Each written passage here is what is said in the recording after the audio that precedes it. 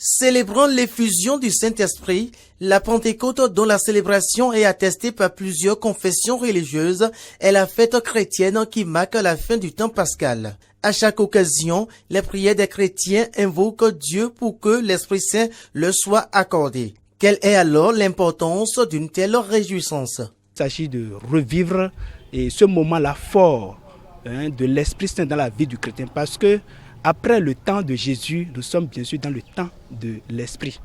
Nous sommes dans le temps de l'Esprit et c'est l'Esprit qui fait que le chrétien est chrétien aujourd'hui. Sans l'Esprit Saint, on ne peut rien. Comme Jésus lui-même le dit, et je ne vous laisse pas orphelins. Quand je vais partir, le défenseur va venir et quand il viendra, il vous révélera tout ce que je vous dis là et il vous dira tout ce que vous avez à faire. Il vous expliquera toutes choses.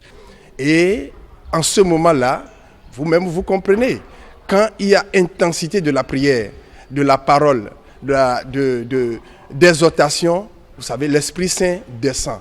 Selon la confession religieuse, la célébration de la fête de Pentecôte est précédée de plusieurs étapes marquées par des rituels.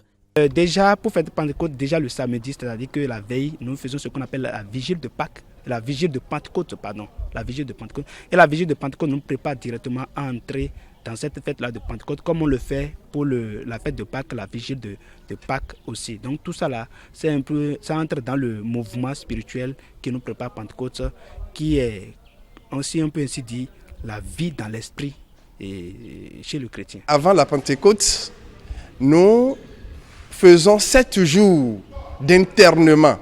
Si nous disons internement, c'est que les fidèles sont à l'église, ils prient nuit et jour, jusqu'à 7 jours qui tombent sur le jour de la Pentecôte. Il est à noter que comme les Juifs, les chrétiens célèbrent la Pentecôte 50 jours après Pâques.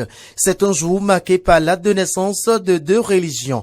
Les Juifs commémorent le jour où Moïse reçoit les 10 commandements. Les chrétiens, celui où les disciples de Jésus reçoivent l'Esprit Saint qui les pousse à annoncer que le Christ est vivant.